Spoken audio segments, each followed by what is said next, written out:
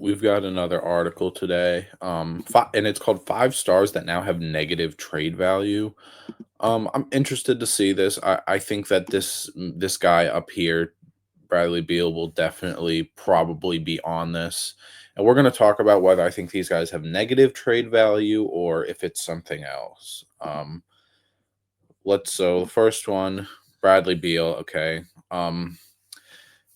they have the start of next season. He will be 32. He will be getting paid almost 54 million, and he has 110 million over 2 years. So he would be on the books next year, because he's accepting the player option. Obviously, he's not turning that down, and he has obviously what we all know, the no trade clause.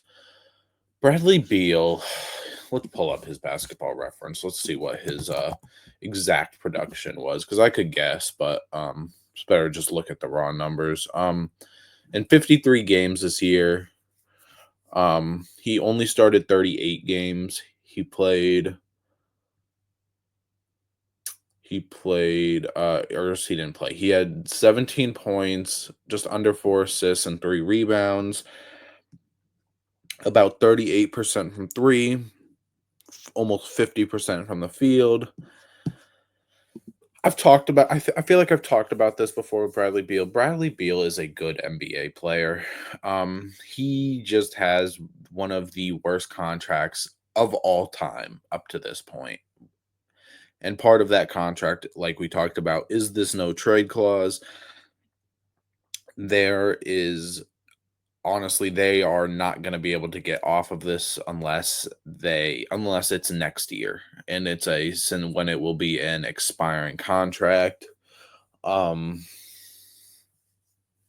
because nobody's taking that, especially you're getting paid 54 million. You're getting paid around the same likes of Curry as LeBron, of probably more than guys like Giannis and Devin Booker, Kevin,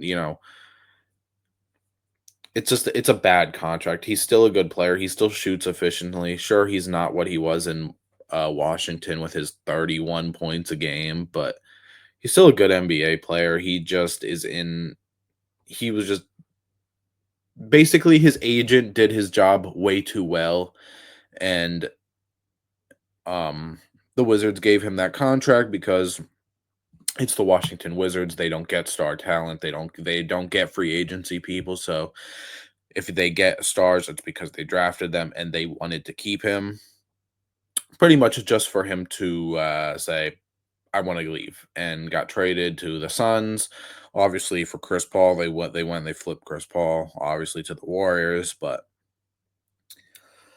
it's rough because again, he's still a good player. He just has an awful contract, and he's in a place where he's not really wanted. So I would say that makes him a negative asset because of the contract and not his production. Paul George. This is a similar-ish thing. I assume a lot of these will be because of contract reasons, but yeah, 52 million almost next year. He'll be 35. He's got 162 remaining over 3 years, and he has a 5 million trade bonus. If I'm being honest, just the way that this first year went, this might be worse than Bradley Beal because one, again, Bradley Beal, what I say, would only be 32. He's got one more year after next year, and then he's off. They just signed him for like not even a year ago, and it did not go great. If we pull up his stats, 16 points, 5 rebounds, 4 assists, 41 games. Obviously, he got hurt. He got pretty much shut down. He shot about 36% from three, 43% from the field. I don't know. The Philly just didn't get what they were expecting. And I think that's something that makes it rough because they were expecting to get this. They were expecting to be a top seed, to be able to contend, fight against teams like New York, Boston, and things like that.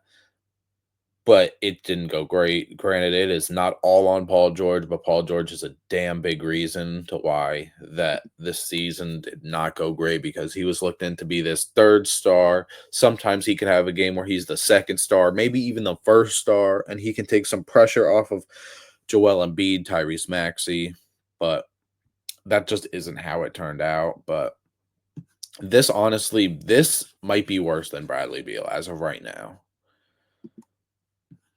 Jamal Murray. Okay. Okay, wow, that's a lot of money. 46 million. He'll be 28 next season. Oh, okay. So this is what it is. 208 million over 4 years. I kind of want to read for this one. Um yes, he got this because of obviously their championship run. They still want to compete. If we're being honest, the door is closed. I don't the core four that Denver has. I think that door is closed. It maybe has a it's maybe open 2% of the way, but the door is pretty much closed.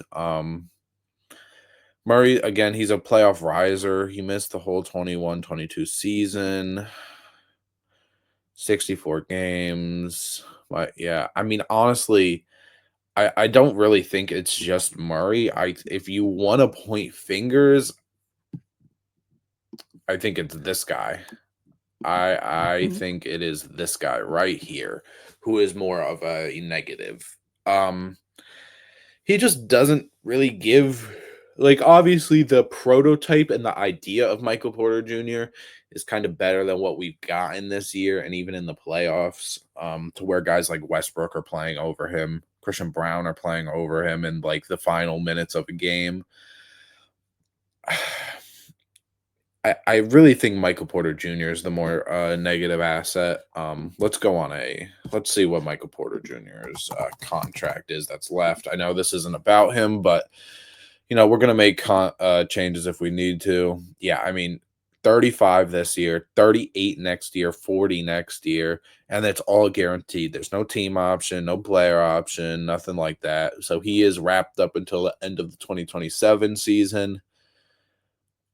I don't know if people are trading for that. I mean, let's look at Michael Porter Jr.'s exact stats he had. Um 18 points. That's actually more than I thought. 18 and 7.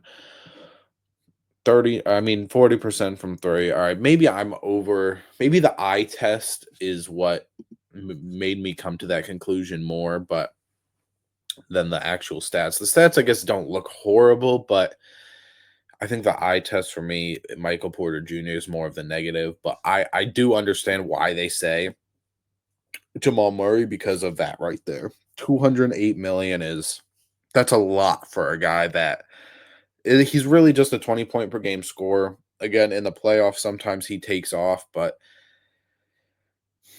I it's just that one's really just the contract. It's not the production like it was with Paul George or Bradley Beal. This is really just the contract. Oops. Joel Embiid, okay. I understand. I assume this is going to be because of how much he gets paid for how little he plays. Um, let's see. 55 million. Yeah, okay. Yeah. I would assume if I read this, it would basically be what I said. Durability issues. He missed his first two NBA years. He only played 41 games per year over 11 seasons. 40. Let me see. Hold on. Let's go to Embiid. Let's look at. So he has played 452 games, and in so he's been in the league in 11 out of the possible games that he could play in 11 seasons.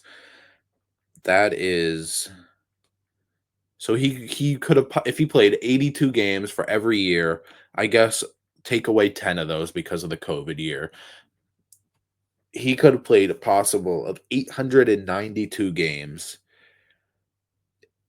892 games but he's only played 452, which means he's missed about 440 games.